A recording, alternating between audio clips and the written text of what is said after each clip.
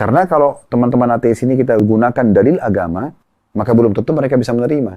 Karena kalau kita bicara tentang agama Islam misalnya, maka Islam hanya mengatakan bahwasanya memang sebagaimana kalian dilahirkan di muka bumi ini, kan ceritanya panjang tuh. Nabi Adam diciptakan dari tanah, kemudian dimasukkan ke dalam surga bersama istrinya Hawa, diceritakan begitu kalau dalam Al-Quran. Kemudian iblis menggodanya, akhirnya diturunkan ke bumi, mulai dari dengan keturunannya berkembang di muka bumi ini sampai nanti batas waktu kiamat terjadi. Nah, pada saat kiamat terjadi, semuanya dibangkitkan di padang mahsyar, dipertanggungjawabkanlah semua perbuatan-perbuatan mereka, baik atau buruknya. Karena kalau tidak ada kehidupan akhirat ini, dan akhirnya ada balasan surga bagi yang patuh, neraka bagi yang durhaka, ini berarti tidak akan ada tolok ukur, mana baik, mana buruk. Atau balasannya apa kalau saya berbuat baik. Contoh misalnya, saya memberikan makan kepada 30 tetangga saya. Oke lah, orang mungkin mengatakan, oh si Khalid itu baik ya. Tapi kan saya belum mendapat balasan 30 porsi makan ini kan. Nah ini nanti akan diberikan balasannya di sana. Itulah yang membuat orang yakin tentang adanya hari kebangkitan, hari kiamat. Karena akan diterima balasan itu. Dan dalam Al-Quran digambarkan, siapa yang berbuat seperti biji sawi dari kebaikan akan diperlihatkan dan diberikan balasannya. Siapa yang berbuat biji sawi dari keburukan akan diperlihatkan dan diberikan hukumannya. Nah, seperti itu.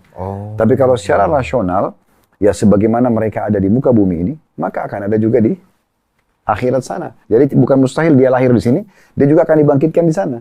Makanya pernah ada satu orang tokoh Quraisy, dia datang kepada Nabi Muhammad SAW di Mekah. Dia sengaja mengambil tulang unta yang sudah lama, udah puluhan tahun dikubur, dikorek sama dia dari tanah, terus ditumbuk sampai hancur. Kemudian dia bawa ke hadapan Nabi Muhammad, lalu dia melempar, lalu dia mengatakan, Man yuhyil idhama wa hiya ramim. Hai Muhammad, siapa yang bisa hidupkan kembali tulang-tulang unta yang sudah saya hancurkan dan sudah rapuh ini? Maka Allah menjawab dalam Al-Quran, Kul yuhiyal ladzi ansha'a wa lam wa huwa bikulli khalqin alim. Katakan, hai Muhammad, yang akan menghidupkan kembali itu adalah yang telah menciptakannya pertama kali. Dari mana asalnya?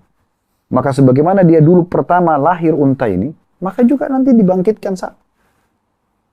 Dan itu sama prosesnya sama. Dia diciptakan, dia juga dibangkitkan lagi, diciptakan lagi di sana. Tidak ada sesuatu yang menolak. Jadi kalau ditolak bahwasanya tidak ada kebangkitan itu, maka berarti tidak ada juga harusnya penciptaan awal. Karena kan ini berhubungan satu sama yang lain. Iya. Kalau dipisahkan itu sudah tidak mungkin ya. Berarti ada penciptaan terus kemudian tidak ada surga neraka itu tidak mungkin. Tidak mungkin.